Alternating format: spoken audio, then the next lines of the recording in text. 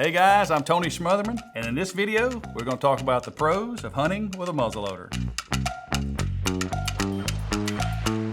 Well, today we're going to talk about the reasons why you should hunt with a muzzleloader. And to be honest with you, I think we could talk about this all day, and I'm sure you probably don't have time to sit there and watch this all day. But we're going to talk about the high points. And I have had the amazing opportunity to work in the muzzleloading industry for over 3 decades now, and it does date me terribly, but it is something that I value and is near and dear to my heart. So obviously you can tell by my country slang, I am from the South. I did not grow up hunting with a muzzleloader. I actually grew up hunting with a bolt-action 270, and everybody knows that in the southern portions of this great country, centerfire seasons are more prevalent than muzzleloader seasons. And here we're at Realtree Farms, or Realtree headquarters here in Georgia. And Georgia, I understand, has a very short muzzleloading season. I am from Tennessee, born and raised, live on the same farm that I grew up on. We also have a very short muzzleloading season. But if you read magazines, you watch TVs, you're familiar with monster bucks from the decade years ago of the series that Realtree put out, you know that the Midwest is an amazing place to be. So, little factoid here, in the United States, there is not just one whitetail deer. There's like 26 different subspecies of whitetail deer in North America. So just because you're hunting whitetail doesn't mean you're hunting the same subspecies. And through the Midwest, we always know by the videos that we grew up watching, the magazine articles that we read over the years, the Midwest always has the biggest whitetail. And that's Ohio, Indiana, Illinois, Iowa, Kansas, over into Nebraska. All these states have amazing whitetail deer hunting, but what they also have is amazing muzzleloader seasons. And that's kind of what got me into the game. Is I originally started out in the hunting industry as an outdoor writer, and I quickly realized when I first started that nobody wants to read about deer that come from Tennessee. They always want to read about the big whitetail, the biggest ones that was harvested throughout the year. And then typically those deer come from the Midwest and then out into western portions of Kansas and Nebraska. And those states have really amazing muzzleloader seasons, which is what got me into it. And if you really do a deep dive into it and you think about it a little bit, like the muzzleloader seasons typically fall in after archery seasons. So in my rule of thinking, 6 weeks of bow hunting, everything is quiet. Everybody's been slipping in, slipping out, hunting with a bow, no noise. When you go in with a muzzleloader, you're the first guy in the woods with a bang stick. My opinion, that is the best time in the world to be in there, because if you're hunting and you're hunting one particular deer and you've seen him 15 times and he's hung up at 80 yards and never kind of comes through your pinch point that gives you an opportunity in your shooting window for a bow, don't happen with a muzzleloader, my friends. That all changes, because these guys here today are very effective out to very long yardages. You know, in theory, we've always thought about these guns being a 100-yard gun, which is much further than your bow can shoot, typically.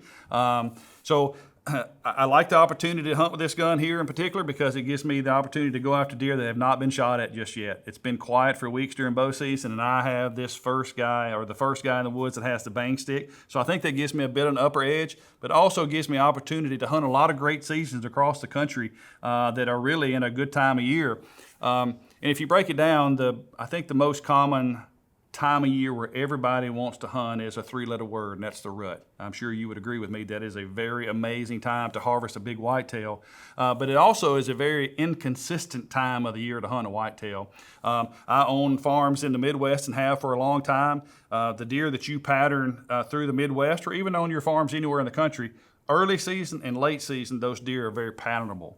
During the rut, they are not patternable, because there can be a hot doe that's 2 miles away, and the buck that you've been watching for weeks on end on your trail cameras is now 3 miles away where the hot doe is at. Agree? So with a muzzleloader, we typically don't have a season that's during the heart of the rut. Most muzzleloader seasons come in a bit early, prior to the rut, right after bow season, and also late season. I'll give you a case in point. Super early season muzzleloader tag in Kansas. I've hunted that season a whole lot. If you guys are from Kansas, you know how amazing that season is. And if you spend any time there, you know that muzzleloader season is like nothing else in the world. It is mid-September. You're the first guy to hunt it all if you have a muzzleloader, which is super awesome. And those bucks at that time are in a time of patterning where that they come to the same bean field or the same milo field, or the same wheat field every day, and they come with all of their buddies. That only happens in one state, and that's Kansas, and you can only do it if you're hunting with a muzzleloader. And kind of what I correlate that hunt to be is like, you know, you go out in the summer and you're watching these bean fields and you see all these bachelor groups of bucks come out, and it's so cool because they're there every day. They're there with their buddies. You look at multiple different bucks in one field. That typically doesn't happen. It's almost like going to, well, it's like going to the grocery store. You go up to the meat counter, there's 42 steaks laid on in the cooler there. You actually get to pick which one you want. In Kansas, if you're hunting with a muzzleloader, you have that same opportunity to go to a grocery store, AKA the food plot per se, and all the bachelor groups of bucks are coming to that same field every day. It's a repeatable cycle. It's a cycle that we can pattern, and we can go in with a muzzleloader and have that opportunity to pick which buck we want. That typically doesn't happen during the rut. Also, the same, well, basically the same scenario happens in late season. If you're hunting in a late season scenario where it's a late muzzleloader season through the Midwest, even out into Nebraska, they have amazing late season opportunities there. And it's the same scenario. Deer are back on a feeding pattern. They come into the same food plots, the same food source every day because they are run down from the magic word of rut. They are run down. They've been chasing does all over the country, but they now come back to their home turf. Well, if they made it through the rut, of course. They come back to their home turf. You, with a muzzleloader, have an opportunity to go sit on those food sources and take advantage of those deer coming back driven by their stomach, not by their sex drive like it is during the rut. They come back to those food sources because they're hungry, they're beat down, they're run down, and if you have a muzzleloader in your hand, just like this right here, you have the opportunity to hunt them when they're at their most palatable or weakest moments. And that's what we want to take advantage of. We want to take advantage of the opportunity these muzzleloaders have across the country. And early season, Kansas, muzzleloader. Late season, driven by hunger and food source, muzzleloader. Very amazing opportunities to take advantage of, and if you don't, you're missing out, because I can tell you one thing, I am absolutely going to take advantage of that. If you want to be a successful hunter, you go after the times when they're most patternable, and you can do that only with a muzzleloader.